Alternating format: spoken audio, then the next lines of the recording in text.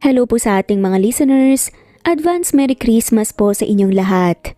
Abangan po ang ating amazing raffle sa Facebook page natin na Cat Amazing Stories. At kung gusto mong masali sa raffle, mag-subscribe lang po sa Sir Ben Horror Stories. Ilalagay ko po ang link sa comment at description box.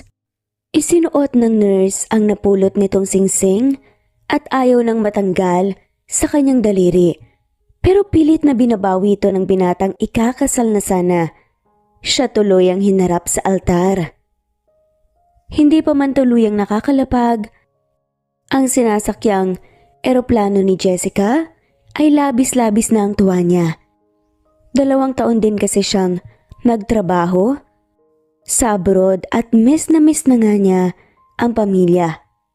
Hilang dalang maleta, maaliwalas na naglakad si Jessica palabas ng airport. Namiss niya rin ang simoy ng hangin sa sariling bansa, pati na rin ang klima nito. Kahit na mainit pero hindi pa man siya tuluyang nakakalabas sa paliparan. Nahagip ng paningin niya ang kumikinang na maliit na bilog sa sahig. Nagtatakang nilapitan at pinulot ni Jessica ang bagay na yun at nagulat pa nga siya dahil isa yung singsing. Maganda ang singsing at mas lalo ito naging maganda sa paningin ni Jessica dahil sa batong nasa ibabaw nito.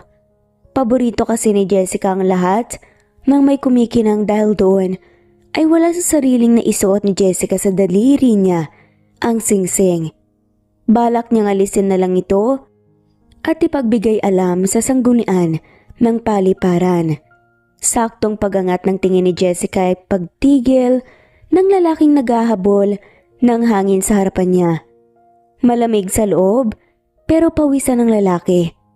Sandali pang napatulala si Jessica habang nakatingin din ito dahil sa aaminin niyang may itsurang lalaki at malakas ang dating. Aalisin na sana ni Jessica ang singsing nang magsalita ang lalaki sa harapan niya. "Akin yan, miss." Sabay turo nito sa suot niyang singsing. Hinhingal pa rin. "Sa'yo pala to? Nasimot ko lang kanina at natuwa ko kaya naisot ko." Pilit ng ngiting-ani naman ni Jessica dahil nakaramdam siya ng awkwardness. Napangiwi naman siya dahil hindi niya maalis ang singsing sa kamay niya. Pinilit niya pa ring higitin pero sumakit lamang ang daliri niya. Ayaw maalis eh." Kinakabahang sambit niya. "What? Bakit mo kasi sinuot?" Tila naman nainis ang lalaki pero kahit anong gawin niya, hindi niya talaga mahugot ang singsing. Na para bang may sarili itong buhay na ayaw humiwalay sa kanya. "Sorry pero ayaw talagang maalis." Kutal pa na sambit ni Jessica at nahihiyang tumungo. "Akin ang pangalan mo at number mo." Seryosang sambit ng lalaki dahilan para mas lalong kabahan si Jessica. "Naku, wag mo naman akong kasuhan.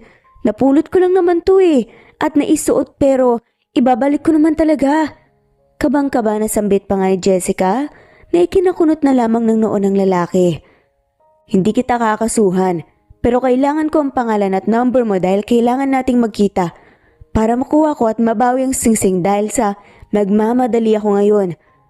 Paliwanag pa ng lalaki.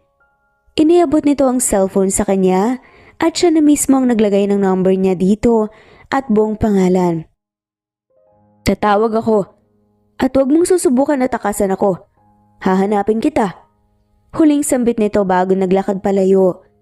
Naiwang nakatayo si Jessica habang tinatanaw ang lalaki. Nakuha nito ang pangalan niya pero hindi niya nalaman ang pangalan nito. Muli siyang napatitig sa singsing na nasa daliri niya. Sinubukan niya ulit itong alisin pero ayaw talaga. Napabuntong hininga na nga lamang si Jessica dahil mukhang minalas siya sa unang araw na bumalik siya. Tuwang-tuwa ang pamilya na nang makauwi siya. Marami kasi siyang inuwing pasalubong sa mga to. Pangalawa siya sa kanilang 4 na magkakapatid at isang teacher na ang ate niya habang siya ay isang nurse at kasalukuyang nag-aaral pa lamang ang dalawa na nakababatang kapatid. "Saan ka na ngayon anak magtatrabaho? May balak ka pa bang bumalik sa abroad?" Tanong ng ina ni Jessica. Umiling naman si Jessica.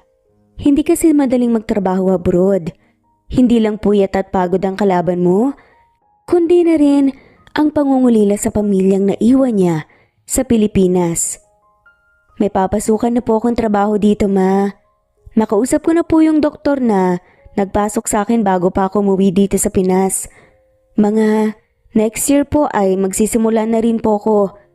Nakangiti niyang sambit. Mabuti kung ganun. Hindi ka na malalayo ng matagal.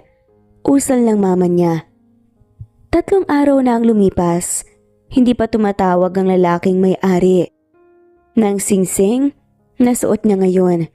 Hindi pa rin niya ito naaalis at may naisip na nga siyang paraan para maalis ito at yun ay maghuhugas siya ng pinggan. Natapos na siya sa paghuhugas pero hindi pa rin niya maalis ang singsing na yun.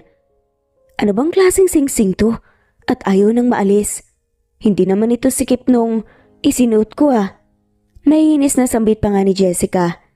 Laking pasasalamat din niya na hindi napapansin ng pamilya niya ang suot niyang singsing.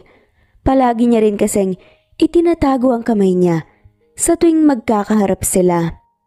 Nagliligpit ng gamit si Jessica nang biglang tumunog ang cellphone niya. Senyales na may tumatawag. Sandali pa siyang nagtaka nang makita ng registered ang tumatawag hanggang sa pumasok sa isip niya ang lalaki. Hello? Usal niya at hindi nga siya nagkamali sa hinala. Ako nga pala yung lalaking may-ari ng singsing. Naalis mo na ba? Tanong pa nito. Hindi pa eh. Pero baka may alam kang paraan para maalis to. Willing naman ako. Sad pa ni Jessica dahil ayaw niyang isipin na nagdadahilan siya. Okay, magkita tayo ngayon. Okay lang ba sa'yo? Kung may gagawin ka ngayon, pwede namang bukas. Sambit ng lalaki sa kabilang linya pero tumango-tango si Jessica kahit na hindi naman siya nito nakikita. Ayos lang sa akin ngayon para na rin maibalik ko na tong singsing mo. Aniya. Okay, itetext ko sa'yo ang address. Nag-okay lang si Jessica tapos ay binaba na nga niyang tawag. Ang ina niya na lang ang kasama niya ngayon sa bahay dahil may pasok ang kapatid niya. May nilakad naman ang papa niya. Naligo siya at nagayos ng sarili nito bago lumabas ang kwarto at nagpaalam sa ina. Ma, alis po muna ako, may asikasuhin lang po ako. Ano pong gusto niyong pasalubong? Nakangiti niyang tanong sa ina. Ayos na sa akin ng kahit na ano anak. At saka mag-ingat ka na lang. Nakangiti ring tugon ng mama niya. Sige ma, ibibili po kita ng pambili mong Andox. Tawa nga niya bago tuluyang umalis. Sumakay siya ng taxi at nagpahatid sa lugar na isinend sa kanya ng lalaki. Medyo malayo yon sa lugar nila. Tumigil ang sinasakyan niyang taxi sa isang mamahaling restaurant. Nagtanong pa siya sa driver kung doon ba talaga ang lugar na yon at tumangulang ito. Muli munang inilibot ni Jessica ang paningin sa buong bahagi ng lugar bago siya tuluyang naglakad. Papasok. Welcome po ma'am. May reservation po kayo?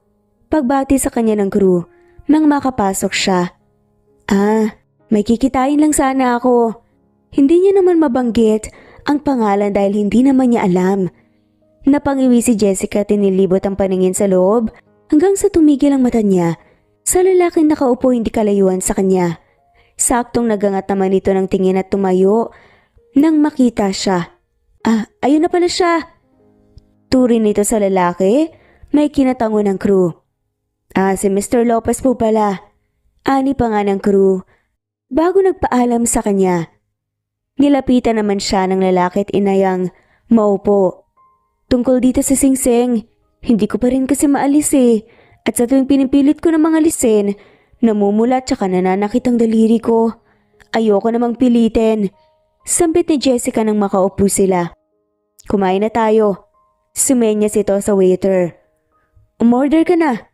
Mamaya na natin pag-usapan ang tungkol sa singsing. Dugtong pa nga nito. Tahimik lang na kumain si Jessica kahit na medyo nakakaramdam siya ng hiya dahil libre ito ng lalaki. Uminom siya ng tubig tapos kumuha ng tissue.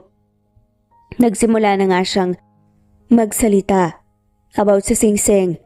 May nakausap na ako makakaalis niyan. Madali na lang yan kaya hindi na dapat natin problemahin pa. Pagkatapos natin dito, didiretso tayo sa kakilala kong doktor. Hindi pa man ito natatapos, ay nanlalaki na kaagad ang mata ni Jessica. Ipapaputol mo ang daliri ko? Gulat na gulat pa na tanong nito. Of course not. Saan mo naman nakuha ang ideyang yan? Papalagyan lang natin ng wax ang daliri mo para maalis ang singsing at tumulas. Hindi naman sa pag-ano Medyo may kakapalan kasi ang daliri mo kaya siguro ayaw maalis. Ani pa nga ng lalaki na ikinangusan na lamang ni Jessica? Well, totoo naman. Resulta yon ng pagtatrabaho niya. Masipag kang tao kaya ganun. Hindi mo kailangan mahiya. Dapat nga proud ka pa. Hindi inaasahan ni Jessica ang pagngiti ng lalaki sa kanya. Malapit lang daw sa restaurant ang pupuntahan nila at nagpresenta pa ang lalaki na ihatid siya pa uwi. Tara na. Aya nito at tumango siya. Hindi pa man nakakaangat si Jessica sa kanyang pagkakaupo nang may babaeng nakangiting lumapit sa kanya. Kasunod nito ang isang lalaking nasa 50 pataas. Ang edad kung kanyang titignan. Nagugulat namang nakatingin dito ang lalaking kasama niya. Ma? Takang tanong ng lalaki. Diyan anak. Hindi ko alam na magkikita tayo dito at sino tong kasama mo? Ito na ba ang girlfriend mo? Kay gandang bata naman pala. Bakit hindi mo pinapakilala sa amin ng daddy mo? Tuloy-tuloy pa na sambit nito na lalong nagpagulat kay Jessica. Mukhang na-misinterpret ata ng ina ng lalaki. Ma, hindi ko po siya girlfriend. Usal ang lalaki na ngayon niya lang nalaman ang pangalan. Dean pala ang pangalan nito base sa tawag ng ina. Kumunot naman ang noo ng ina tapos bumaling sa kanya hanggang sa unti-unting bumaba sa kamay niya ang paningin nito at huli na ang lahat para itago niya ang sariling kamay. Ikaw talaga Dean. Mapaglihim ka. Engaged ka na pala, hindi mo malang sinasabi sa amin ng daddy mo. Huwag kang magsinungaling. At ito ang patunay. Heto ang singsing na ibinigay namin sa'yo, galing pa yan sa angkan natin. Dire-diretsong pahayag nito. Ma kasi. Pinutol nito ang sasabihin ni Dian. Oops, kailangan nating magpa-party at sa wakas, ikakasal ka na. 30 ka na anak, hindi ka na bumabata pa. Kaya masaya ako na ikakasal ka na rin sa wakas. Congratulations! Bakas pa ang saya sa mukha ng ginang. Hindi alam ni Jessica kung anong sasabihin at walang lumalabas sa kanyang bibig. Hello Iha, anong pangalan mo? Tanong nito habang nakangiti. Jessica po. Tugon niya habang may pilit ng ngiti. Napakagandang pangalan, bagay na bagay sa'yo. Pwede ba kitang imbitahan sa amin? Hindi ka kasi dinadala ng anak ko eh. Pinalingan pa nito ang anak. Ano po kasi ma'am? Hindi po kami ng anak niyo. Sa wakas nasabi na nga yun ni Jessica. Yes ma, hindi ko po siya girlfriend. Hindi ko rin siya fiancé. Segunda naman ni Dean. Kung ganon, bakit suot niya ang singsing na binigay ko Dean? Huwag mong sabihin ibinenta mo ang singsing. Nanlalaki ang mga mata nito. Hindi po. Ganito po kasi yun. Ganito pong nangyari. Sabi ni Dean. Sa totoong dahilan kung bakit nasa kanyang singsing at tatango-tango lang ang ina pagkatapos. Naku sayang naman. Mas gusto kita sa anak ko kahit ngayon pa lang kita nakilala. Nakangiting ani pa nito. Tumingin lang si Jessica sa singsing na suot niya at sinubukang alisin yun at hindi niya inaasahan na maaalis niya yun nang walang kahirap-hirap. Naalis ko na! Bakas ang boses na sobrang saya. Thank God that hindi na natin kailangan pang pumunta sa kakilala ko. Usal pa nga nito. Nagpaalam na siya dito pagkatapos. Muli siyang napahawak sa daliri kung saan ang pinaglagyan ng singsing at nakita ang munting bakas doon. Isang linggo na rin mula nang makabalik sa pagtatrabaho si Jessica. Sa Manila Medical Center siya nagtatrabaho bilang isang nurse. Biglang pumasok sa isip niya si Dean. Napatanong siya sa sarili kung nakapag-propose kaya ito sa kanyang nobya. Masaya din si Jessica dahil nakatrabaho niya ang ilan sa kaklase niya nung college At isa dito ay kakasal na. Magkakaroon ako ng bridal shower at kailangan nandun kayo. Tuwang-tuwang pahayag pa nga ng kaibigan ni Ella. Kailan ba yan? Tanong naman ni Risa. Sa linggo, 2 araw lang naman tayong magli-leave. Kayo na lang rin ang mga bridesmaids ko Ani pa nga ni Ella sa kanila. Go kami dyan. Sabihin mo lang sa amin kung saan at saka congrats nga pala. Isipin mo yun? Kayo pala talagang magkakatuluyan ni Leo. Sad pa ni Risa. Si Leo ang college sweetheart ni Ella at masaya siya dahil magkakatuluyan ng dalawa. Ite-text ko ang venue.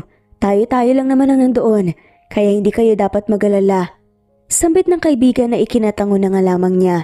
Sabay-sabay din silang bumalik sa kani-kanilang trabaho matapos ang kanilang lunch break. Ngayon ang araw na magkakaroon ng bridal shower ang kaibigan at gaganapin ito sa isang sikat na hotel and resort sa Manila. Hindi naman na magtataka pa si Jessica dahil mayaman ang mapapangasawa ng kaibigan niya. Sa isang private lounge nga sila nagdiwang ng bridal shower at sila silang magkaibigan lamang. Ni Ella ang naroon kaya safe sa lugar. Cheers for the soon-to-be Mrs. Fuentes! Sabay-sabay nilang sigaw habang nakataas ang mga kopita. Naghiyawan nga sila nang namatayan ng ilaw at magpalit ito ng patay sinding ilaw at pumasok ang 3 kalalakihan. Walang suot pang itaas ang mga ito na lalong ikinatili ng mga kasama ni Jessica lalo na nang mag-umpisang sumayaw ang mga ito sa harap nila. Mabuti't pinayagan ka ni Leo na kumuha ng mga ganito. Sambit ni Risa. Ngayon lang naman. At saka, kasiyahan lang. Nandyan lang din siya sa kabilang lounge. Kasama ang mga kaibigan niya. Nakangiting pahayag ni Ella sa kanila at napatango-tango na lamang sila. Umabot sila hanggang 11:00 ng gabi dahil tumawag ng fiancé ni Ella. May tama na rin si Jessica ng alak kaya minabuti na lamang niyang dito na matulog sa hotel kasamang mga kaibigan nilang iba. Sa room 276 kayo. Nandoon na si Narisa. Pindutin mo lang yung doorbell para pagbuksan kanya. Aniya sa kanya ni Ella dahil naiwan siya ng mga kaibigan sa lounge. Sige, salamat. Aniya at medyo nahihilong naglakad. Naniningkit pa nga ang mga mata ni Jessica. Habang tinitignan ang mga numero sa pintuan hanggang sa tumitigil ang mga paa niya sa tapat ng pinto. 267. Mahinang usal ni Jessica. Walang sabi-sabing lumapit doon si Jessica at pinihit ang pintuan. Sumagi pa sa isip niyang hindi naman pala nakalak ang pintuan at dahil sa tama ng alak at antok na nararamdaman, nawala na nga sa isip niyang mali ang pintong kanyang napasukan dahil ito ang room 267 at hindi room 276. Madilim sa loob at halos walang makita. Tinatamad at gustong-gusto na niyang mahiga, kaya naman nangapan na lang si Jessica sa gitna ng dilim hanggang naramdaman niya ang gilid ng kama. Dahan-dahan niyang ibinagsak ang sarili at idinantay ang mga paa. Naamoy pa niya ang panlalaking pabango pero hindi niya yon pinansin at mas yumakap pa sa katabi. Bakit parang ang haba at ang laki ng katawan mo, Risa? Ungot pa nga nito pero wala siyang sagot na natanggap. Dahil sa pagkakamaling yun ni Jessica ay mangyayari ang bagay na hindi niya inaasahan. Yun ay ang mawala ang kanyang iniingat-ingatan. Nagising si Jessica na masakit na ang buong katawan. Masakit din ang kanyang ulo habang nililibot niya ang paningin sa loob ng silid. Unti-unting bumabalik sa alaala niya ang nangyari. Tanging kumot lang ang nagsisilbing takip ng hubad niyang katawan. Napasigaw siya ng malakas at kasabay nun ay ang pagbalikwas ng lalaki sa tabi niya na lalo lamang kinagulat ni Jessica pero ang mas ikinagulat niya ay ang makita ang muka ng lalaking kumuha ng pagkabirhen niya. Walang iba kundi si Dean, ang may-ari ng singsing dati. Ikaw? Ba't nandito ka? Walang yaka, umalis ka dito. Nag-hysterical pa na sambit ni Jessica. Anong? Ako dapat ang nagtatanong sa'yo niyan. Bakit ka nandito sa suite ko? Hindi makapaniwala ang usal ni Dean. Doon lamang napagtanto ni Jessica na siyang nagkamali ng pasok ng silid. Napasabunot na lamang siya sa kanyang sarili. Pero sana hindi mo ginawa sa akin to. Frustrated pa rin na sabi niya. Hindi kita nakilala kagabi dahil madilim. Nagulat din ako dahil may tumabi sa akin. May tama ako ng alak tapos yumakap ka pa sa akin at pilit isinisiksik ang ulo mo sa leeg ko. Hindi ko rin alam kung anong ginawa ko at bigla na lang akong bumigay at inangkin ka. Alam kong hindi sapat ang sorry pero maniwala ka, hindi ko naman sinadya. Nangungusap ang mga mata nitong nakatingin sa kanya. Mas nag-init ang mukha ni Jessica nang makita ang mga damit niyang nagkalat sa sahig, lalo na ang pang-ibaba niya. Sa akin na tong kumot. Hila pa nga niya sa comforter. Pero hubad din ako. Ungot pa ni Dean. Kinuha ni Jessica ang isang unan at inihagis yun sa lalaki. O hayan, itakip mo. Mas kailangan ko to eh. Sabay tuluyang hinila ang comforter at isa-isang pinulot ang mga damit bago dumiretso sa banyo. Nakabihis na rin ang lalaki nang makalabas siya ng banyo. Pinilit ni Jessica na iiwas ang tingin dito. I'm sorry ulit. Usal na lamang nito. Kalimutan na lang natin ang nangyari. Alis na ako. Saad ni Jessica at sa huling pagkakataon ay nilingon niya ang lalaki at hindi nakalampas sa paningin niya ang pulang mansya sa kama. Patunay na ito ang nauna sa kanya. Tad-tad ng missed calls and texts, si Jessica nang buksan niya ang kanyang cellphone. Lahat ito ay galing sa kanyang mga kaibigan. At tinatanong kung nasa na siya at kung saan siya nagpunta. Hindi nagtagal ay tumunog ang cellphone niya. Hello? Jessica, saan ka ba nagpunta? Alalang-alala kami sa'yo dahil nasabi sa akin ni Larissa na hindi ka daw natulog sa suite nila. Saan ka ba galing? Sunod-sunod pa na tanong ng kaibigan. Ha? Umuwi ako kagabi. Nagtaksi ako. Pagsisinungaling na nga lamang niya dahil hindi niya ata kayang ikwento ang kagagahang nagawa niya. Ano? Umuwi ka pala? Paano kung may nangyaring masama sa'yo? Lasing na lasing ka pa naman kagabi. Ayos ka lang ba?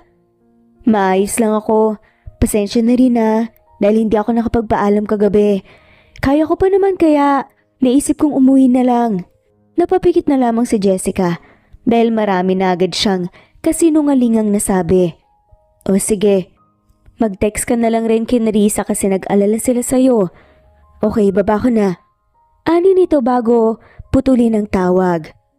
Mabagal na naglakad siya dahil iniinda pa rin niya ang masakit na parte ng pagitan ng mga hita niya. Pumari siya ng taxi at umalis sa lugar na yon. Sa isang kabilang maraming nangyari. Namali siya ng pasok ng silid dahil sa kalasingan.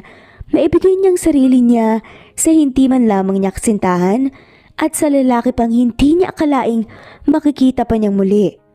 O anak, okay ka lang ba? Masakit ba ang ulo mo? Ipagluluto kita ng sopas para mawala yung hangover mo. Tanong pa ng ina niya nang makauwi siya. Sige po, masalamat po, sa kwarto po muna ako maliligo. Paalam niya sa ina.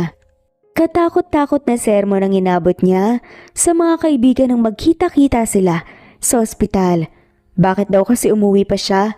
Gabi na at lasing pa. Pero kung malalaman lang ng mga ito, ang tunay na dahilan, hindi lang sermon ang aabutin niya. Araw ngayon ang kasal ng kaibigan niya. Suot ang kulay light blue na dress na lalong nagpalitaw ng maputi niyang balat. Nakapugong ang buhok niya at sadyang naglagay ng mumunting buhok na nakalaylay at kitang-kitang mahaba niyang leeg at maputing balikat. Napakaganda mo talaga, Jessica. Bagay sa'yo yung damit. Nakangiting sambit pa ng kaibigan. Mas maganda ka, Ella. Congratulations sa'yo. Niyakap niya ito at masayang-masaya siya para dito dahil nahanap na nito ang lalaki makakasama sa habang buhay. Hindi alam ni Jessica kung nananadya ba ang tadhana o talagang nagkataon lang dahil muli na naman silang nagkita ni Dean. Ito ang best man ng groom. Hanggang matapos ng kasal, hindi siya tumingin sa parte ng binata. Sa tuwing mapapalingon siya, sa banda nito, ipinipilig na lamang niya kaagad ang sariling ulo. Matapos kasi ang nangyari sa kanila, pakiramdam niya hindi niya kayang makaharap ito. Kasalukuyang hawak ng bride ang bouquet at nasa likod silang mga bridesmaids para sambutin ang bulaklak. Wala sana siyang balak makisali pero dahil hinila na siya ng mga kaibigan na naroon pa siya sa gitna at sa hindi inaasahang pagkakataon na malaya niya na lang na sa kanya napunta ang bulaklak. Tuwang-tuwang mga kaibigan niya habang hawak-hawak ang bouquet. Para sa garter naman, lahat ng groomsman, dito po kayo sa likod ng groom. Sambit ng MC. Hindi nakaligtas sa paningin ni Dean na pumwesto kaagad sa likurang bahagi ng groom. Lumingon pa ito tapos ay ginalang mata na parang may hinahanap at halos lumabas ang puso ni Jessica sa kaba nang tumigil ito at ang paningin nito sa kanya. Hindi niya alam kung namamalikmata lang ba siya nang umiti dito. 1, 2, 3, hagis! Sigaw ng MC at naghiyawan ng mga bisita nang si Dean ang nakasambot noon. Ayan, dahil dyan, pumarito po sa unahan ng bridesmaid na nakakuha ng bouquet at ang groomsman na nakakuha naman ng garter. Tuwang-tuwa na ani pa ng MC. Ipinagtulakan siya ng mga kaibigan kahit halos idikit niya ang mga paa sa pagkakatayo. Upo po kayo dito, ma'am. Itinuro ng MC ang upuan sa harap tapos kinuha ang garter sa binata. Isuot mo to sa itaas na bahagi ng tuhod mo. Utos pa nito na ikinakulot ng noon niya. Samantalang naghihiyawan naman ang mga bisita. Ginawa ni Jessica ang sinabi ng MC. Ang gagawin po ni sir, hubarin po ang garter na nakay ma'am pero with a twist po. Hindi po kamay ang gamit kundi ang kanyang bibig. Sa sinabing yun ng MC ay parang gustong kumaripas ng takbo ni Jessica. Hindi niya yun kaya. Nakakahiya. Ani nga ng kanyang isip. Tatayo na sana siya dahil ayaw niya pero nagsalita ang kaibigan niyang si Ella. Sige na Jessica, huwag ka namang KJ, masaya yan. Kaibigan ni Leo si Dean, kaya huwag kang mag-alala. Ay, papayag na yan. Tudyo pa nito. Napatingin na lamang si Jessica sa paligid at lahat nag-cheer sa kanila. Ayaw niya ring tumanggi sa kaibigan lalo na at kasal nito. Ayaw naman niyang maging KJ talaga. Nakahinga ng maluwag si Jessica nang matapos ang laro. Halos maputol naman kanina ang hininga niya sa sobrang kaba. Iba kasi ang titig sa kanya ni Dean. Hindi pa rin siya makatingin kay Dean at mas piniling dumiretso sa pwesto nila kanina. Hoy Jessica, ang pogi nung guy kanina oh. Yung kapartner mo. Bakit iniwan mo sa kalakipag-usap ka muna sana? Bagay kayo eh. Nako, kung wala akong boyfriend, ay baka nilandi ko na yan. Hirit pa ng kaibigang si Risa. Ikaw talaga, Risa. Tinampal niya na lamang ang braso nito. Tinawag siya ni Ella nang uuwi na siya. Jessica, kay Dean ka na lang sumabay. Mas may tiwala kami sa kanya kaysa sa iba ka pa sumakay ng gabi. At saka babae ka pa at mag-isa. Pumayag din naman siya doon. Saka para din makapag-usap kayo at mas magkakilala pa. Palihim siyang kinindatan ng kaibigan. Kaya ko naman Ele, nakakahiya naman. Tanggi niya. Okay lang sa akin. Doon din naman ang daan ko eh. Segunda naman ng binata habang nakatingin sa kanya kaya wala siyang nagawa kundi ang pumayag. Tahimik silang buong biyahe. Ni hindi rin gumagalaw si Jessica sa pagkakaupo hanggang sa ang binata na mismo ang bumasag ng katahimikan sa pagitan nila. Kamusta? Hindi ko akalaing magkikita tayo ngayon at kaibigan ka ng asawa ni Leo. Kaya ba naroon ka din sa hotel? Tanong nito. Tango lamang ang naging tugon ni Jessica. I took your virginity. At sa tingin ko, ay dapat kitang panagutan. Usal pa nito na kinalingon niya. Hindi naman na kailangan. Hindi na tayo mga bata pa at parehas naman nating ginusto yun. Kaya nga sabi ko sa'yo kalimutan na lang natin. Aniya dito. Diyan na lang ako sa may tabi. Salamat sa paghatid mo, ingat. Hindi na niya ito hinintay pa na magsalita at bumaba na. Sobrang lakas pa rin ang kabog ng dibdib niya dahil sa binitawan nitong salita. 2 linggo na ang nakalipas mula ng kasal ng kaibigan niyang si Ella. At magtatatlo naman mula nang may mangyari sa kanila ni Dean. Masama ang pakiramdam niyang bumangon dahil may pasok siya ngayong araw. Napansin din ng ina niya na matamlay siya. May sakit ka ba anak? Bakit parang maputla ka? Hinawakan pa nito ang noo ni Jessica para tignan kung mainit siya. Hindi naman ganun kainit ang noo mo ah. Usal pa nga nito. Pagod lang po siguro ako. Mamaya po wala na to. Ani at kumain. Nagpaalam na siyang papasok sa trabaho. Lunch break nila at umorder lang siya ng pagkain niya sa cafeteria sa labas. Napahawak nga siya sa ilong nang makaamoy siya ng mabaho at parang masusuka siya. Ano yan?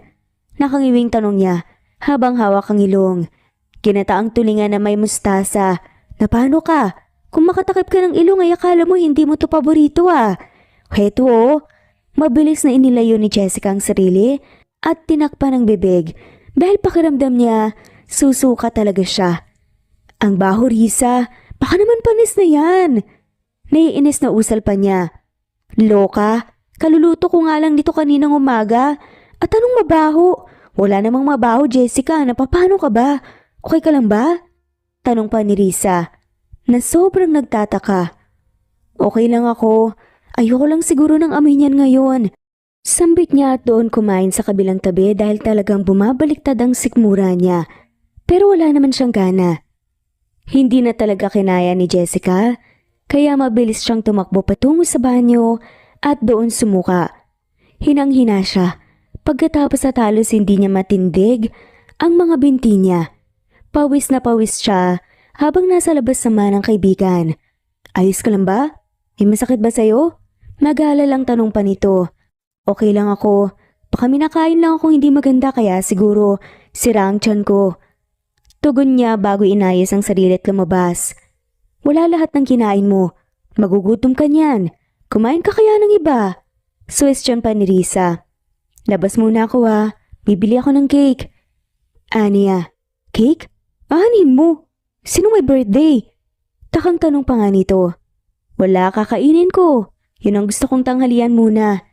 Nakangiting sambit niya na tila takam na takam habang iniisip ang vanilla cake. Cake tanghalian? Seryoso ka ba, Jessica? Hindi makapaniwalang tanong pa nito, naingit kinatango lamang niya. Oo, madali lang ako. Usal pa niya tumalis na. Nakakunot ang noo ng mga kasama niya habang pinapanood siya na nilalantakan ng mini cake na binili niya sa labas. Akala ko dessert yung cake tanghalian pala. Iiling-iling pa na sabi ng kaibigan niyang si Risa habang iginagayak ang dala niyang mga gamot. Iba at ang cravings mo yun, Jessica. Alam mo para kang buntis. Biro ni Ella na ikinasamid tuloy ni Jessica. Dali-dali siyang uminom ng tubig. Mag-ingat ka naman sa pagkain, Jessica. Gulat na gulat ka naman alam naman namin na wala kang boyfriend. Tsaka virgin ka pa. Dito na kami pagkatapos mo dyan, pumunta ka na sa duty mo at baka maabutan ka ni Dr. Ablibeo. Baka masermonan ka pa. Ani pa nga nito bago tuluyang umalis, habang si Jessica naman hindi pa rin makamove on sa biro nitong baka buntis siya. Umiling-iling siya sa sarili. Imposibleng mabuntis siya. Hindi pwede. Hindi maaari. Hanggang sa pag-uwi ni Jessica, hindi na nawala pa sa isip niya yun, kaya naman dumaan siya sa butika para bumili ng pregnancy test at nang makauwi siya ay agad niyang tinignan ang kalendaryo na nakasabit sa kanyang kwarto. Mas nadagdagan pa ang kaba niya nang makitang 2 araw nang lumipas na dapat ay buwan ang dalaw niya ngunit hindi pa siya na dinadatnan. Hawak ang binili niyang pita ay pumasok siya sa banyo. Aaminin niyang doble-doble ang kabang nararamdaman niya ng mga oras na yun. Halo-halong emosyon at kung ano-ano pang posibilidad ang tumatakbo sa isip niya. Uminit ang tabing bahagi ng mata ni Jessica nang makita ang resulta ng pregnancy test. 2 pulang linya pero higit na obligasyon ang naghihintay sa kanya. Buntis ako. Magiging ina na ako. Naluluhang sambit pa ni Jessica dahil hindi niya yun inaasahan pero hindi niya rin ito pinagsisisihan. Hindi pa siya handang sabihin sa mga magulang niya ang tungkol sa pagbubuntis niya. Sumagi din sa isip niya na sabihin sa ama ng batang tungkol dito dahil karapatan naman itong malaman yon. Cake ang pinaglihian niya at napapansin ng mga kasamahan niya sa trabaho ang palagi niyang pagkain ng cake. Jessica, matanong nga kita, buntis ka ba? Alam ko, wala kang nobyo, pero nakikita ko sa'yo ng mga sintomas ng buntis. Umamin ka nga sa amin? Tanong pa nga ni Risa habang naghahabang naman ang sagot niya si Ella. Dahan-dahan siyang tumango. Sabi na nga ba naunahan mo pa si Ella. Sad pa ni Risa. Buntis ka? Paano nangyari? Like wala ka namang ikukwento sa amin. Hindi makapaniwalang tanong sa kanya ni Ella. Oo, mahabang kwento pero sasabihin ko naman din. Kaya lang kinakabahan talaga ako. Hindi ko alam ang isasagot ko. Ani pa nga ni Jessica. Sinong ama niyan? Tanong ng mga to. Hindi pa niya alam ang sasabihin. Sigurado mong walang sabit yung lalaking yan Kawawa ka pag nagkataon. Galit na usal pa ng kaibigan pero ang totoo mas nag-aalala siya. Wala naman siguro. Sagot niya. Mabuti naman. Buntis ka pala. Kaya palang paborito mong tulingan mabaho ang amoy para sa'yo. Suka ka pa ng suka. Iiling-iling na sambit ni Risa. Nagdesisyon ng tawagan ng binata dahil mayroon pa siyang numero nito. Naisip niyang sa binata muna sabihin bago niya ito ipaalam sa mga magulang niya. Hello? Boses yun ng babae. Hello? Andyan ba si Dean? Tanong niya at hindi na nga pinansin kung babae man ang sumagot. Nasa bahay niya siya, naliligo. Fiancé niya to. Sino ka ba? May kailangan ka ba sa boyfriend ko? Matari na tanong pa nito na nagpatigil kay Jessica. May kaunting kirot siyang naramdaman sa dibdib niya at napahawak sa sariling tiyan. Pinatay niya ang tawag at tahimik na naupo sa bench sa labas ng ospital. Bakit pa kasi hindi niya naisip na maaaring may girlfriend ito? Worse is fiancé pa pala. Bakit kasi nakalimutan niyang may singsing nga pala itong daladala nung una silang magkita? At kung paano niya yon sinuot sa sarili niya kaya sila nagkakilala. Hindi niya alam kung paanong sasabihin sa pamilya niya na buntis siya pero wala siyang maihaharap sa ama. Jessica anak, bakit kinabi ka ata ngayon? Umiyak ka ba? Nag-aalalang tanong pa ng ina niya nang makapasok siya sa loob ng bahay. Napano ka ba? Tanong ulit nito. Mapa, may sasabihin po ako. Huminga siya ng malalim at yumuko. Buntis po ako. Sambit niya habang nananatiling nakayuko. Buntis ka? Kaya pala laging matamlay nitong mga nakarang araw. Alam kong nasa tamang edad ka na anak, kaya hindi na kita sasabihan pa. Ani ng ina niya. Matanda ka na Jessica. Alam kong kaya mo nang maging ina pero nasa na nga man ang dinadala mo? Tanong ng papa niya dahil concerned lang talaga sila. Hindi naman siya makasagot. Paano niya ikukwentong aksidente lang naman ang nangyari kung bakit siya nabuntis? Dahan-dahan siyang umiling. Wala? Paanong wala? Tumaas ang boses ng ama niya. Ikinwento niya sa mga magulang ang nangyari at hindi sila makapaniwala. Ano ka ba naman anak? Paano na ngayon ang bata? Kaya mo bang buhayin siyang mag-isa? Mahihirapan ka. At isa pa, paano naman siya? Lalaki siyang walang ama. Malungkot na boses na sabi ng ina. Pero ikakasal na siya ma. Tugon naman niya. Paano ngayon? May anak siya sa'yo at kailangan siya ng magiging anak mo. Kapag tumanggi siya sa responsibilidad, bubuhayin natin siya ng walang ama. Paano pag naghanap siya ng ama? Sad pa ng ama niya ng seryoso. Bukas na bukas din, kailangan kong makausap ang lalaking yon. Kapag hindi niya kayang maging ama, hindi natin yon ipipilit sa kanya. Matulog ka na, magpahinga ka, at namumutla ka na. Sad pa ng ama ni Jessica, may kinatango na lamang niya. Muli niyang tinawagan ang number ni Dean kahit na kinakabahan siya na baka fiancé ulit nito ang sumagot. Hello Jessica? Laking pasalamat ni Jessica nang si Dean ang sumagot sa tawag niya. Gusto sana kitang makausap. Dito sana sa bahay. May importante lang akong sasabihin. Usal niya. Oo naman. Ngayon na ba? Tanong nito. Oo sana. Okay, pupunta na ako. Hintayin mo ako dyan. Salamat. Ani ni Jessica bago ibaba ang tawag. Nasa sala sila naghihintay tatlo at hindi nagtagal ay may sasakyang tumigil sa harap ng bahay nila. Bumaba doon ang lalaking ilang linggo niyang hindi nakita. May parte sa puso niyang namimiss ito pero agad niyang pinigilan ng sarili. Jessica, bigkas nito sa pangalan niya. Pasok ka. Iginiya niya ito papasok kung nasa ng mga magulang niya. Magandang araw po. Nakangiting bati nito sa mga magulang niya at nagmano. Maupo ka. Kukuha ko ng maiinom. Ani at mabilis na pumunta sa kusina. Hindi na kami magpapaligoy-ligoy pa. Pinapunta ka na ni Jessica dito para sabihin sa iyong buntis siya. At ikaw ang ama. Saad ng ama ni Jessica. Nakita niyang hindi inaasahan ng lalaki. Buntis ka? Tanong nito sa kanya. Tango ang naging sagot niya. Ikakasal ka na daw pero karapatan mo namang malaman na magiging ama ka na. At nasayo din yun kung kikilalanin mo ang batang dinadala ng anak ko. Pero ito lang ang paalala ko. Sa oras na lumabas ka sa bahay na to, nang hindi tinatanggap ang maging anak mo, hindi ko nahahayaang makita at mahawakan mo pa ang apo ko. Mahaba at matapang na litanya ng ama ng babae. Kung iniisip mong magiging sagabal ang bata sa kasal mo, pwede ko namang kausapin ang girlfriend mo na wala akong balak manggulo. Anak ko lang ang importante sa akin. Hindi po ako ikakasal. Wala po akong fiancé. Lalo na pong wala po akong girlfriend. Natigil silang lahat sa sinabi ni Dean. Wala. Pero ang sabi ng anak ko, nang tumawag siya sa'yo kahapon, ay fiancé mo daw ang sumagot.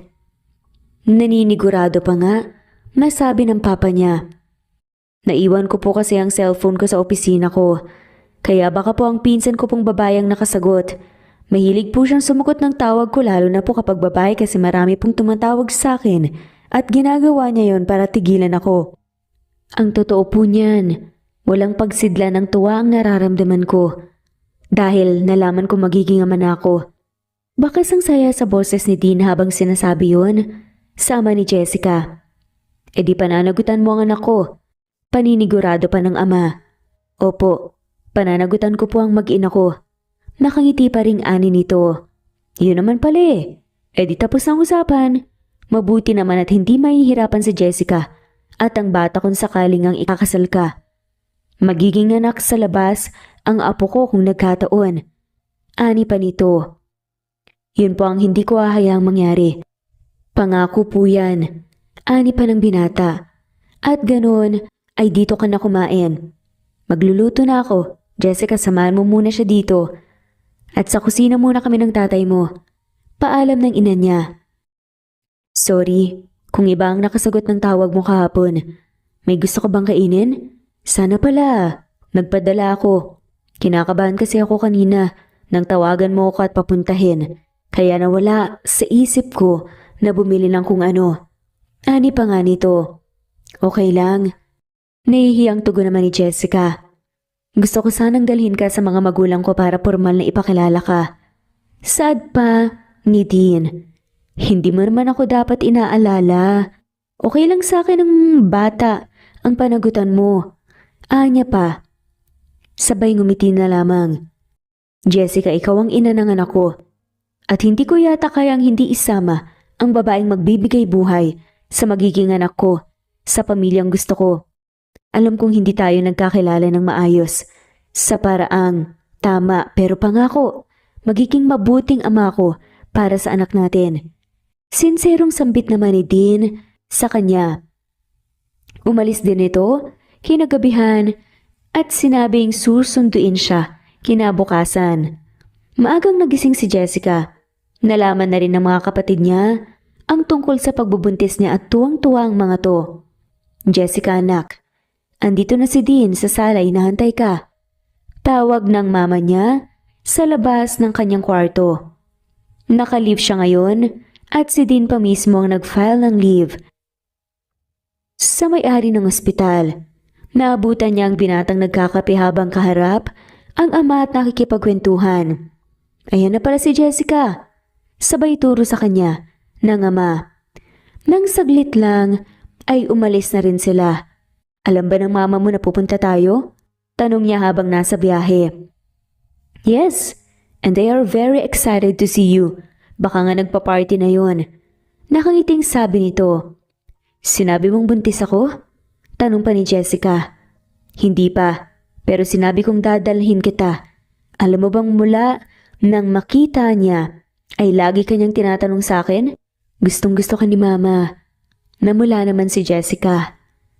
Nagugutom ka na ba? Anong gusto mong kainin? Tanong pa nga nito. Sobrang naging maalaga ang lalaki kay Jessica at hindi niya inakala yun. Napangiti na lamang si Jessica. Vanilla cake. Sagot niya dahil takam na nga siya doon. Nanood lang ang binata habang nilalantakan niya ang binili nitong cake. Hindi niya ito inaalok dahil pakiramdam niya ay kulang pa iyon sa kanya. Bigla naman siyang nakaramdam ng hiya dahil halos maubos na nga niyang cake na binili nito. Sorry, hindi kita nabigyan. Paghingi niya ng pasensya. Kumain ka lang. Ang cute mong panoorin. Ngayon, alam ko na ang gusto mo. Araw-araw na kitang dadalhan yan. Nakangiting sambit nito. Umangat ang kamay nito at idinikit sa gilid ng labi niya hanggang sa maramdaman niyang may pinahi dito. Salamat. Usal na lamang niya. Higit isang oras ang naging biyahe nila bago sila tuluyang nakarating. Sa isang subdivision sila pumasok at ilang kilometro lang ay nandun na sila sa tapat ng isang malaking bahay na napapalibutan ng mataas na magarang pader. Sa gitna nun ay ang napakalaking gate. 2 busina ang ginawa ni Dean bago buksan ng isang kasambahayang gate. Naunang bumaba kay Jessica ang binata bago ito umikot sa kanang bahagi at pagbuksan siya. Tara na sa loob. Usal pa nito tapos ay ngumiti. Hinawakan siya nito sa braso at sabay silang naglakad papasok. Good morning po sir. Nasa patio po si na ma'am. Saad ng nakasalubong nilang kasambahay. Ganun ba? Salamat. Sambit ni Dean dito bago siya iginiya papunta sa kinaroroonan ng mga magulang nito. Malaki at maaliwalas ang bahay. Hindi may pagkakailang mayaman ng pamilya ng binata base pa lamang sa mga mamahaling kagamitan na nakadisenyo dito. Isama mo pa ang ilan nitong mga katulong. Ma, good morning. Nadatnan nilang nakaupo ang mag-asawa. Maraming pagkain ang nakahanda sa harapan ng mga ito na tila ba may fiesta. Kahit aapat naman silang naroon. Dean anak, nandito na pala kayo. Good morning iha. Masaya akong makita ka ulit. Maupo kayo. Nakangiting bati nito at iminwestra pa ang upuan sa harapan nila. Magkwentuhan tayo habang kumakain. Masaya ako nang sabihin sa akin ni Dean na dadalhin ka niya dito. Alam mo bang ikaw pa lang ang babaeng iniuwi ng anak ko? At saka may sasabihin daw kayo? Tuloy-tuloy na sambit pa ng ginang na tinugon lamang ng matamis na ngiti ni Jessica. Hindi siya makapaniwalang siya pa lamang ang babaeng dinala dito ni Dean. Kumain muna tayo, Dina. Maya-maya natin pag-uusapan ng tungkol dyan. Hindi naman halatang excited ka. Natatawa pang saad ng ama ng binata. Sige na nga, anak kasi kasuhin mo si Jessica. Utos ng ina na ginagawa naman ni Dean. Ito ang naglagay ng pagkain sa pinggan niya. Sa kabila ng pagkain niya ng cake, kanina gutom pa rin siya. Matapos nilang kumain, ipinaligpit na nga ng ina ni Dean ang nasa hapag. Ma, about sa balitang sasabihin namin. Jessica is pregnant and I'm the father. Diretsahang pahayag na nga ni Dean. Samantalang ang mag-asawa naman hindi makapagsalita at tila ba hindi nito inaasahan ang sasabihin ng anak. Is that true? Bumaling ang ginang kay Jessica na humihingi ng kumpirmasyon. Opo, kinakabahang sagot naman niya. Oh my God!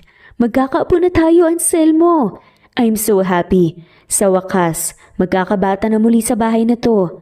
Salamat sa dininig ng Diyos na panalangin ko. Palagi kong dasal to. Tuwang-tuwa nitong sambit May kinapanatag ng loob ni Jessica. Buong akala niya hindi yun matatanggap ng mga magulang ng binata. Masaya din ako. Congratulations, son! And to you, Iha. Welcome to our family. Nakangiting pahayag naman ng daddy ni Dean. Kailan ang kasal? Dean, dapat bongga ang kasala, dapat may ikasal kayo bago lumaki ang tiyan ni Jessica para hindi siya mahirapan. Suwestyon ng ginang, may kinakaba naman ni Jessica dahil hindi pumasok sa isip niya ang kasal. Ma, about that. Hindi kasi ganun kadali ang relasyon namin. And I want it to be slow. Hindi kami naging mag-girlfriend and boyfriend at alam kong deserve ni Jessica na dumaan sa formal na relasyon muna. Kaya liligawan ko muna siya. Ayokong isipin niyang pakakasalan ko siya dahil lang sa nabuntis ko siya. Mahabang litanya ni Dean. Ganun ba anak? Kung yan ang desisyon mo, ayos lang naman sa amin ang daddy mo. Nakangiting saad pa nga ng ina niya, tapos ay ngumiti din kay Jessica. Nagulat si Jessica nang biglang hawakan ni Dean ang kamay niya pero mas hindi niya inaasahan ang sasabihin nito. Pwede ba kitang ligawan? Sambit ni Dean kay Jessica na nakapagpagulat sa babae. Ha? Yan lang ang tanging salita na lumabas sa bibig niya. Ang sabi ko, pwede ba kitang ligawan? Pag-uulit nga nito. Uminit naman ang pisngi ni Jessica dahil nasa harap lang nila ang mga magulang ng binata. Pumayag ka na, Iha. Mabait at mahalaga ang anak ko. Tapos para naman, maging happy family kayo. Cheer pa ng nanay nito. Sige. Simpleng sagot na nga lamang niya pero halos tumalon sa tuwa ang lalaki. Hindi niya alam kung bakit ganun ang reaksyon ni Dean. Thank you. Niyakap siya nito na tulad kanina. Hindi niya rin inaasahan. 3 buwan na ang nakakalipas mula nang tumira siya kasama si Dean sa bahay nito. Naalala pa niya kung paanong nagpaalam ang binata sa pamilya niya. Masaya din siya na nire-respeto siya ng lalaki kasi hanggang ngayon ay magkabukod pa rin sila ng silid. Halata din ang tiyan ni Jessica at kasalukuyan pa rin siyang nagtatrabaho sa ospital kahit noong una ay ayaw siyang payagan ni Dean pero matigas ang ulo niya. Hindi niya kasi kayang maupo lang maghapon at walang gawin. Siguro kapag nahihirapan na talaga siya, malaki na ang tiyan, ay saka siya magpapahinga. Pero sa ngayon ay mahal niya ang ginagawa niya. Good morning, baby. Bati pa nga ni Dean isang umaga nang pumasok siya sa kusina. Nakatingin ito sa kanya tapos ay bumaba ang tingin nito sa hindi kalakihang tiyan ni Jessica. Nag-good morning si Jessica at ipinaghila siya nito ng upuan tapos ay inabutan siya ng gatas. Napakaswerte niya sa lalaki dahil walang araw na hindi ito maagang gumigising para ipaghanda siya ng pagkain. Iaatin na kita sa trabaho, tapos pupunta tayo sa check-up mo mamaya. Pupuntahan kita sa ospital. Sambit nito habang nakatingin sa kanya. Sige. Nakangiti naman niyang tugon. Ganon ang araw-araw na setup nilang dalawa. Si Dean ang gumigising ng maaga para magluto. At laking pasalamat naman ni Jessica dahil hindi ito nagrereklamo at tanging gawain niya lang ay ang ayusin ang necktie nito tuwing umaga. Humahanga siya dahil sobrang responsable pala ng lalaki. Ayan, okay na. Sad niya isang umaga, tapos muli niya ipang sinuri ang itsura ng lalaki. Nagulat si Jessica nang maramdamang dumampi ang labi ni Dean sa noo niya. I love you. Mahinang usal pa ng binata sapat lang para marinig niya. Hindi siya makaimik. Hindi niya alam kung anong dapat niyang sabihin. Hindi mo kailangan sagutin. I am willing to wait. Let's go? Tumango na lamang siya. Tulad ng sinabi ng binata ay pumunta ito sa kanya para samahan siya sa check-up niya. Masaya din siya dahil hindi masela ng pagbubuntis niya at hindi siya nahihirapan. Kasalukuyang nakaupo si Jessica sa sofa, 7:00 na ng gabi, pero hindi pa umuuwi si Dean. Tanging kasambahay lang nila na si Aling Tess ang kasama niya. Kanina pa nga siya nito pinapatulog pero nag-aalala kasi siya sa lalaki kaya hindi siya mapakali. Napatayo siya nang marinig ang makina ng sasakyan sa labas. Laking pasalamat niya na dumating na si Dean. Ilang araw na rin itong ginagabi at talagang naninibago siya. Hindi ka pa pala natutulog. Sorry kung pinaghintay kita. Huwag kang mag-alala. Tatapusin ko lang ang problema ko at okay na sasabihin ko sa'yo. Kunot noong saad pa nga. Napakunot din si Jessica dahil hindi niya maintindihan ang sinasabi ng lalaki. Anong problema ba yan? Pwede mo namang sabihin sa akin baka may maitulong ako. Napapansin ko kasing late ka na lagi na umuuwi nitong mga nakaraang araw eh. Lagi ka ring aliggaga. Okay ka lang ba? Nag-aalalang tanong pa ni Jessica kay Dean. Okay lang ako. Basta palagi mong tatandaan, mahal na mahal ko kayo ng anak natin. Saad ni Dean, malalo lamang nagpagulo sa isip ni Jessica at aaminin niyang mahal niya na rin ang lalaki. Mahal din naman kita. Usal niya na tila ba hindi pa inaasahan ni Dean. Mahigpit siya nitong niyakap. Matulog na tayo. Gabi na at kailangan mo nang magpahinga. Salamat sa paghihintay sa akin. Sabay hinalikan pa nga niya ito sa noo. Inalalayan siyang maglakad ni Dean hanggang sa makarating sila sa silid. Iisa na rin ang silid na gamit nila dahil mas gusto nitong nakikita siya palagi at nababantayan. Masyado itong hands-on pagdating sa kanya. Sorry love, hindi kita masasamahan sa check-up mo ngayon. May aasikasuhin lang ako importante. Promise, babawi ako pagkatapos ito. Sorry ulit. Usal na nga lamang mula sa kabilang linya, isang araw. Okay lang naman. Saka, malapit lang naman yung clinic dito eh, mag-ingat ka ha. Ani na lamang ng babae. Take care. I love you. Ani to bago ibaba ang tawag. Mag-aapat na buwan na ang tiyan ni Jessica. Habang tumatagal ay mas sumasaya siya dahil mas nalalapit na ang araw na makakasama niyang anak. Bukod pa doon ay maayos ang pagsasama nila ni Dean. Unti-unti silang nagiging vocal sa isa't isa. Malimit din silang bisitahin ng mga magulang nito sa kondo at sila naman ang pumupunta sa kanila paminsan-minsan. Good morning, doktora. Nakangiting bati niya. Good morning. Hindi mo ata kasama ang father ng baby mo, Miss De Leon. Ani pa nito. Opo. May importante po kasi siyang inaasikaso ngayon. Ngumiti na lamang si Jessica at tumango. Paalis na sana siya nang hindi sinasadyang mahulog ang dala niyang bag. Sakto namang kapapasok lang ng isang babae na nakasuot din ng unipormeng pang-doktor. Tinulungan siya nitong pulutin ang laman ng bag niya. Salamat po. Bahagya pa siyang yumuko at nakita niyang hawak nito ang litrato ni Dean na nasa kanya. Ibinigay kasi yon ng lalaki para daw paglihiyaan niya at maging kamukha nito ang baby nila. Napansin niyang tinitigan nga ng doktora ang larawan ni Dean na para bang nakita na niya ito. Iniabot na nito yon sa kanya. Thanks po. Sad pa ni Jessica. Pwede ko bang malaman kung kaano-ano mong lalaki sa picture?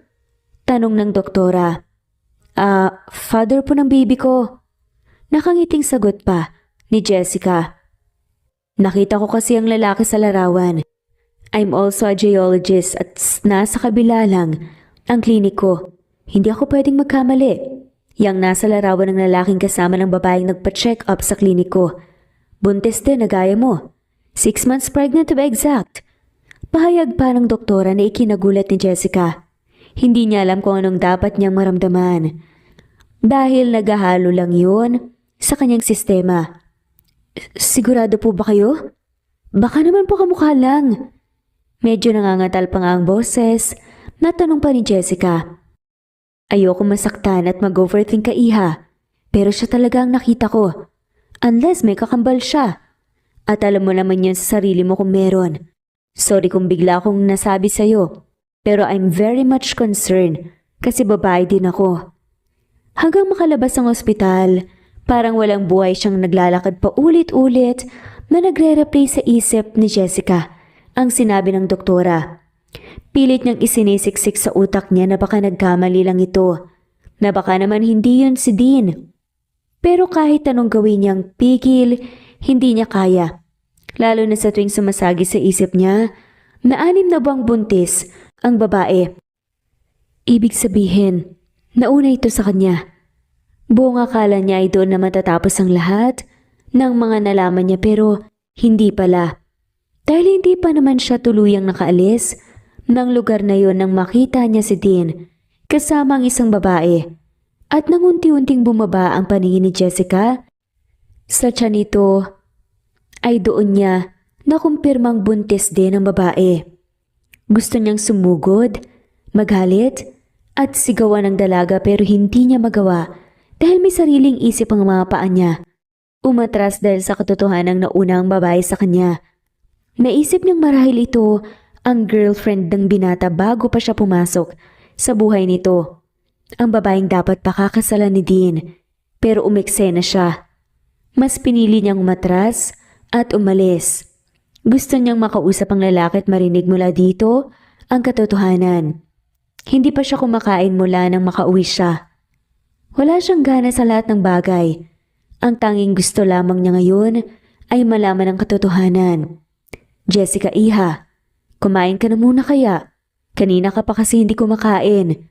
Alok sa kanya ni Manang Tess, pero umiling lang siya. Okay lang po ako, Manang. Tugon na lamang niya. Hindi nagtagal, ay narinig niya ang pagdating ng sasakyan ni Dean. Hindi siya tumayo at nanatiling nakaupo sa sofa. Love, umiiyak ka ba? Tanong nito nang makita siyang nakaupo lang at may munting luha pa sa mga mata. San ka galing? Yan ang agad lumabas sa bibig ni Jessica. Sa opisina.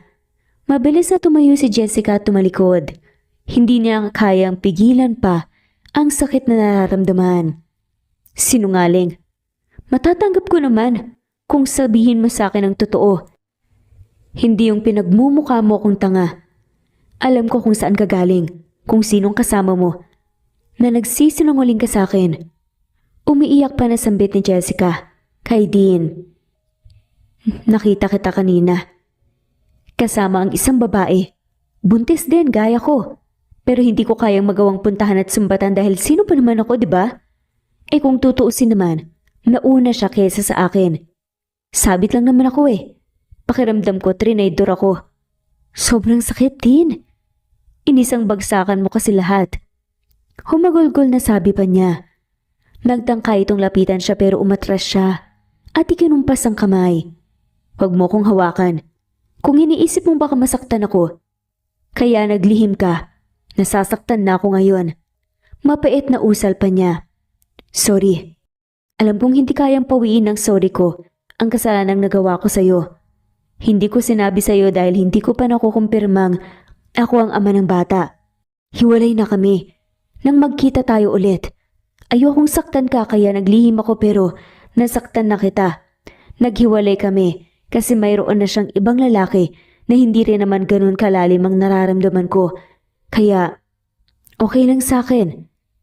Pero nitong nakaraan lang, bumalik siyang buntis at ako ang sinasabing ama. Gusto kong malaman ang totoo, sumama ako sa kanyang check-up at nagsinungaling ako sa'yo at maling-mali ako doon. Sorry kung nasaktan kita. Please, huwag mo kong iwan. Hinihintay ko lang talaga ang resulta na isinagawang DNA test para mapanatag ako. At kung sakaling ako man ang mapananagutan ko ang bata pero hindi ko kayo iiwan ng anak natin. Dahil kayo na. Kayo ang mahal ko. Patawarin mo ko. Pilit itong lumalapit sa kanya. Dapat alam mo kung ikaw ang ama ng bata. Bakit pa na DNA test mo pa? Tanong naman ni Jessica. Dahil malakas ang kutob ko na hindi ako ang ama ng dinadala niya. Mahal na mahal kita. At patawarin mo ko kung naglihim ako sa'yo. Inisang hakbang ni Dean ang pagitan nila ni Jessica at niyakap ito na tila ba ayaw na siyang pakawalan pa.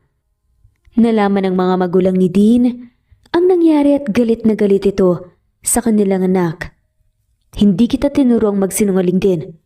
Paano na lang kung may nangyaring masama sa mag-ina mo dahil sa sama ng nararamdaman, ha? Dapat sinabi mo pa rin ang tungkol dyan. Sa babaeng sino nga ulit yun? Anas nga ng ina niya. Si Stacy po. Tugon naman ni Dean.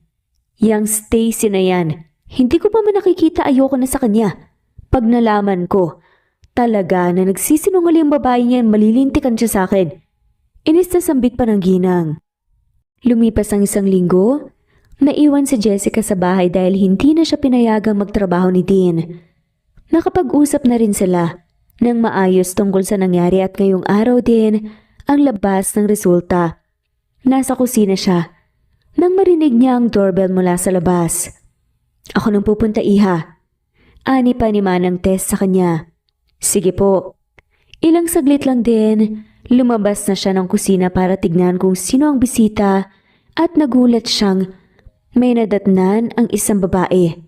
Nakatalikod man, ay kilala na niya agad kung sino ito. Anong kailangan mo? Tanong niya dahilan para lingunin siya nito. Ikaw pala. Nandito ko para sa ama ng anak ko.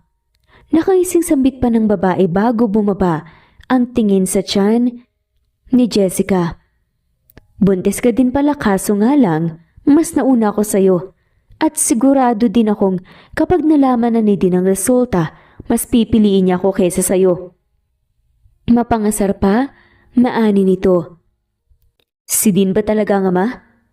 Sa pagkakatanong ito ay sumama ang mukha ng babae at may kinuhang papel sa dala nitong bag. Heto, sabay abot sa kanya. Basahin mo ang resulta. Nakangising sambit nito.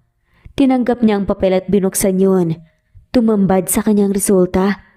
99.9% na nagmatch ang DNA test kay Dean. Ibig sabihin na ito ang ama ng bata. Hindi niya alam kung bakit nasasaktan siya kahit na posible naman talaga yun. Masakit ba? Sabi ko naman kasi sa'yo dapat hindi ka na muna nagsasaya. Dahil ang anak ko ang magiging legal na anak. May diing sambit pa nito. Natigil sila sa pag-uusap nang pumasok si Dean kasunod ang isang lalaki. Nakita niyang gunagulat ang babaeng kaharap nang makita ang dalawa. Anong sinabi mo kay Jessica? Nakuha ko ng resulta at tulad ng inaasahan ko. Mamanipulahin mo yun. Kaya naman nagpa-test din ako sa iba at hindi parehas ang resultang lumabas. Hindi ako ang ama ng batang dinadala mo, kundi siya. Umamin din siya sa akin na siya ang tatay pero pilit mo daw ipinapaako sa akin tapos may gana ka pang magsalita ng ganyan? Hey Jessica, umalis na kayo bago pa kita kasuhan ng paggugulo. Seryosong sambit pa ni Dean na may masamang tingin na ipinupukol sa babae. Pilit namang hinihila pa alis ng lalaki si Stacy pero nagmamatigas ito. Ano ba, Leandro? Bitawan mo ko. Panira ka talaga sa lahat. Wala ka talagang kwenta. Sigaw pa ng babae sa lalaki at narinig pa rin niyang nagwawala ito kahit nakalabas na. Okay ka lang ba? Wala ba siyang ginawa sa'yo? May bahid ng pag-aalalang tanong nito sa kanya. Ayos lang ako. Hindi naman niya ako nasaktan kasi buntis din siya. Hindi ko lang talaga akalaing magagawa niyang pakain ng resulta. Ani pa niya. Naisip ko yun. Kaya gumawa ako ng paraan para malaman ang totoo. At tama ako. Nakangiting sambit nito. Simula ngayon nangangako kung hindi na ako maglilihim sa'yo sa kahit na anong bagay. Patawarin mo ako sa lahat ng kasalanan at kasinungalingan ko sa'yo. Mas magiging maingat na ako sa mga desisyon ko dahil hindi ko kayo kayang mawala. Mahal na mahal ko kayo. Sinserong ani nito bago siya halikan sa noo at yakapin. Nung una, galit na galit pa ang nanay ni Dean kay Stacy pero sinabi niyang okay na ang lahat. At maayos na kaya hayaan na lang ng babae para hindi na magkaroon pa ng gulo. Malapit na ang kabuanan niya, kaya tumigil muna si Dean sa trabaho at nag-focus sa kanya. Ang amo muna nito ang namahala sa naiwan niyang responsibilidad sa kumpanya. Malaki at bilog na bilog ang tiyan ni Jessica, kaya naman nahihirapan na siyang gumalaw. Pero tuwing umaga, sinasamahan siya ni Dean upang maglakad-lakad sa harap ng kanilang bahay dahil maganda daw yon sa buntis. Katatapos lamang nilang kumain at hindi pa siya nakatayo sa lamesa nang sumakit ng todo ang tiyan ni Jessica. Napaaray na lamang siya. Ininda niya habang nakahawak sa tagiliran. Dali-dali naman siyang nilapitan ni Dean. Okay ka lang ba? Dadalhin na kita sa ospital. Mabilis na sambit nito at binuhat siya. Pinakuha din ito ang mga gamit niya sa kwarto, kay Manang Tess, at mabilis na pinasibad ang sasakyan. Kanina pa hindi mapakali sa labas ng delivery room si Dean. Nasa loob kasi ang asawa. At hindi pa lumalabas ang doktor. Calm down, son. Nahihilo kami sa'yo. Sambit ng ina ng lalaki. Kinakabahan ako, Mae. Ani na lamang ni Dean. Huwag ka nang mag-alala. Magiging maayos ang mag-ina mo. Ani naman ang ina nito. Ilang minuto lamang ay lumabas na ang doktor at nakangiting humarap sa kanila. Successful po ang delivery. Pwede niyo na po silang makita. Pahayag pa nito. Salamat po, Dok. Masayang usal naman ni Dean. At tila naluluha na. Walang pagsidla ng saya na naramdaman ni Dean nang masilaya ng babaeng mahal niya at ang anak nila. Kita niya ang pagod sa mukha ni Jessica kaya naman nilapitan niya ito at hinagkan sa noo. Mas lalo kitang minahal. Maraming salamat sa pagbibigay ng magandang regalo sa akin. Sambit ni Dean at muling hinagkan sa noo si Jessica. Isang malusog na batang lalaki, ang anak nila ni Jessica. Pinangalanan nila itong Joaquin Dave Lopez. Kinuha mula sa kanilang pangalan. Kabababa lamang nila ng eroplano galing sa bakasyon. 5 buwan na ang anak nila ni Dean. Kasama nila ang kanya-kanyang magulang at ang mama pa ng lalaki ang may karga sa anak nila. Mauna na kami sa sasakyan ha. May dadaanan pa itong si Dean. Hintayin mo na iha. Kami nang bahala kay baby Joaquin. Ani ng ina ng lalaki. Sige po. Tugon naman niya. Sandaling nagpaalam si Dean sa kanya na may kukunin lang daw ito kaya naiwan siyang mag-isa. Ilang sandali lamang narinig niya ang isang pamilyar na boses habang kumakanta. Hanggang sa matanawan niya sa hindi kalayuan ng lalaking kanina lamang ay naiisip niya. May dala itong bulaklak habang kumakanta papalapit sa kanya. Naagaw nito ang buong atensyon ng mga taong naroon. Maraming naghiyawan at tila kinikilig pa sa ginagawa ni Dean, lalo na nang makalapit ito. Iniabot nito ang bulaklak sa kanya na nakangiti niyang tinanggap. Salamat. Mahinang usal naman ng babae. Mas lalong lumakas ang sigawan ng dahan-dahang lumuhod si Dean sa harap niya at ilabas ang singsing na sobrang pamilyar sa kanya. Jessica De Leon, will you please marry me? Unti-unting pumatak ang luha sa mga mata ni Jessica dahil sa hindi maipaliwanag na sayang nararamdaman niya. Yes, pakakasalan kita. Buong pusong sagot naman niya. Naramdaman niyang isinuot na nga nito ang singsing sa kanya. Thank you. Hinding-hindi ko sasayangin ang lahat ng pagkakataong binigay mo sa akin. Importante sa akin ang lugar na to. At ang singsing dahil ito ang naging daan upang makilala kita. Mahal na mahal kita. Sa totoo lang, noong araw pa lang na yon ay parang kakaiba na ang nararamdaman ko sa iyo. At parang naisip ko nga na sana wag na talagang tuluyang matanggal ang singsing sa daliri mo. Napatawa na lamang siya habang lumuluha. Niyakap niya si Dean at nagpalakpakan naman ng mga taong nandoon at bumati ng congratulations sa kanilang dalawa. 2 buwan ang isinagawang preparasyon para sa kanilang kasal at laking pasasalamat ni Jessica na nandyan ang pamilya niya at ang mga magulang ni Dean para tulungan siya. Hello baby ni Mommy! Ani ni Jessica at kinarga ang anak habang bungis-ngis naman ang bungis-ngis ang cute na bata. Carbon copy ito ng daddy din niya. Ang bango-bango naman ng baby na yan. Nasaan ang daddy? Anya habang hinawakan pa nga ang maliit nitong kamay. Naramdaman niya ang presensya ni Dean sa likod niya. Yumakap ito sa kanya at hinalikan ng anak. Poging-pogi ang baby namin na. Mana sa amin ng mommy. Ani pa nga nito na ikinatawa ng anak nila. Pilit pang inaabot ng maliit nitong braso ang mukha ni Dean. Samot-sari ang nararamdaman ni Jessica habang nasa likod ng malaking tarangkahan at suot ang damit pangkasal. Naiiyak siya sa sobrang saya. Kasabay ng pagbukas ng malaking tarangkahan ay ang pagtugtog ng isang malamyos na kanta. Mabagal ang bawat paghakbang niya. Pakiramdam niya ay sila lang ang tao sa loob ng simbahan. Hindi niya namalayan na nasa harapan na niya si Dean, naghihintay sa kanya at naluluha pa nga ito. Ingatan mo ang anak ko, Dean. Sambit naman ang ama ni Jessica. Makakaasa po kayo. Nakangiting tugon pa nga ni Dean. Sa harap ng Diyos, ng kanilang mga mahal sa buhay, ay sabay silang nangako na magsasama sila sa hirap at ginhawa hanggang sa huling sandali ng kanilang buhay. Matapos ang kasal, ay nagdesisyon silang wag na munang isagawa ang honeymoon dahil masyado pang bata ang anak nila para maiwan. Hindi naman kayang mawalay ni Jessica sa bata.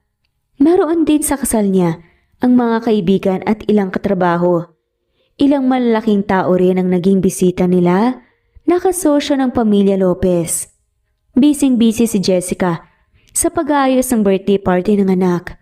Ilang araw na lang kasi at isang taon na ito at bilang ina ay gusto niyang siya mismo ang mag-aasikaso. Katulong niya naman si Dean at ang mama nito pati na rin ang ina niya. Kasabay ng kaarawan niya ay ang isa pa niyang sorpresa sa asawa. Happy birthday! Let's sing for Joaquin! Sigaw ng host ng party. Nagkanta ng mga bata habang tuwang-tuwa naman na tumatalon-talon ang anak niya sa unahan. Bakas ang saya sa mga mata nito habang nakikita ang buong paligid na napapaligiran ng mga Superman theme. Nakasuot pa ito ng costume, kaya mas lalo itong naglulukso sa tuwa. Kinarga naman ni Dean ang anak, sabay silang lumapit sa cake. Let's blow your candle, baby! Ani at ginaya ang anak. Napayehe pa nga ito. Happy birthday, anak! Love ka namin ng daddy! Saad naman ni Jessica at hinalikan ng bata at niyakap. We love you so much, son. Usal pa ni Dean. Love you too, Midi. Medyo bulol pa nga na sambit nito pero sapat na para maintindihan nila. May regalo ko sa'yo. Ani pa ni Jessica sa asawa. Sabay abot ng maliit na box. Ano to, love? Tanong naman ito. Open it. Na-excite naman niya. Nasabi dahil gusto niyang makita ang reaksyon ni Dean. Gulat na gulat naman ito nang makita ang laman nun. Magiging daddy ka na ulit. I'm 4 weeks pregnant. Nakangiti niyang sambit. Magiging kuya na si Joaquin. Usal pa niya. Niyakap siya ni Dean habang karga pa rin nito ang anak nila. Masayang masaya sila sa buhay na meron sila. Wala nang pagsidlan pa ang saya ni Dean dahil hindi niya akalaing darating ang araw na magkakaroon siya ng perpektong pamilya. Darating talaga. Ang tamang tao para sa atin sa tamang panahon. Kailangan lang nating magtiwala at maniwala sa puong may kapal. Na balang araw, ibibigay din sa atin ang ating mga minimithi in God's perfect timing. At dito na nga pa nagtatapos ang kwentong pagmamahalan ni na Jessica at Dean. I-comment lamang po kung gusto niyo magpa-shoutout. Muli ito ang Amazing Stories PH. Thanks for listening at shoutout po sa mga sumusunod. Melchor Ramirez, Presbyteros Rose Ostonalito, Bernadette Mayo, Wilma, Augustus, Madeline Tuason, Tita Domoo, Flory Robles, Nesbeth, Marlilyn Lin Lee, Iza Lentojo, Judy Quilates, Cleo Aling, Wenoni, Evelyn Santiano, Babes Music and Memories, Judy Kutamora, Mary Ann Tamashiro, Imelda Forteza, Presbyteros Rose, Marilu Juana, Evelinda, Erlinda Chong, Helen Morillo, Merlin Bilbar, Janice Marukin, Reynaldo Reyes, Lavina Galang, Josefa Doque, Fritzy Agiat, Dory, Rosalie, Marivic Bosbos, Wenoni, Nelani Juan, Rosemary de la Cruz, Rosemary Palaganas, Imelda Forteza, Wenoni Anya Lucas, Ostonalito, Jerry Ramos, Judy Quilates, Imelda Forteza, Amalia Manabat, Cecil, Raquel Magno, Julie Hermosura, Susan Upaga, Fe Fulgencio, Juby Hernandez, Juvie Romero, Charlene Naton, Ana Vencer, Rosemary Corpus, Sunshine Sotalbo, Nelani Juan, Harem Ruhi, Kira Trisha Hortaleza, Andrea Taga, Carmelita Mendoza, Fe Novares, Lynn Lee, Jomar Ria Bueno, Jeoka Ditek, Teresita Tagian, Wawateng of Sarangani Province, Mindanao, Eileen Lomano Glagana, Merlilyn, Shirley Peralta, Miras Channel, Harem Ruhi, Anita Hernando, Judy Quilates, Mirna Josue, Lynn Lee, Lina Castillo, Emily, Wendy Bird, Mirna Josue, Madeline Escoro, Rosemary de la Cruz, Emily, Didi, Jane Magallanes, Eileen, Mark Anthony Seriales, Evangelina,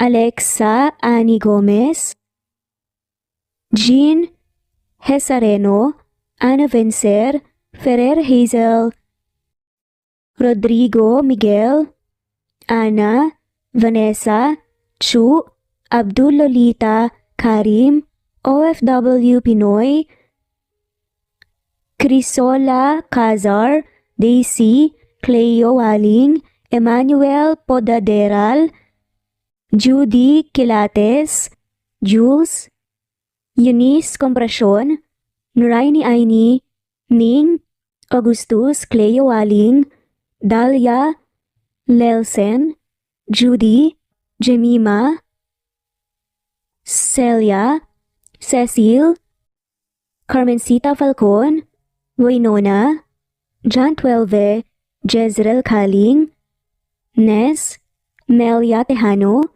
Murphy, Harem, Ann Mariano, Presenta Menoza, Rosemary Paraganas, Imelda Kunan, Ona, Jeyo, Chu, Lina Almazan, Carmelita Mendoza, Elizabeth Gila, Vida Dichosa, Juliet Caday, Lolar Hemi, Ana Bueta, Annalie Flor, Leonisa Zotes, Romana Gorospe, Flora Gumisad, Alisa, Daisy Blaza, Emily Borak, Merlilyn, Felma Cabato, Mark Anthony Seriales, Lawrence John Bacus, Dantes Liliosa, Cleo Kawaling, Annalisa, Junaline Hebedo, Wenoni Anya Lucas, Nesbeth Carmencita, Eman Malakas, Anita Hernando, Imelda Forteza, at shoutout na rin po sa lahat ng mawalang sawang sumusubaybay. Maraming salamat po. Thanks for listening and God bless everyone.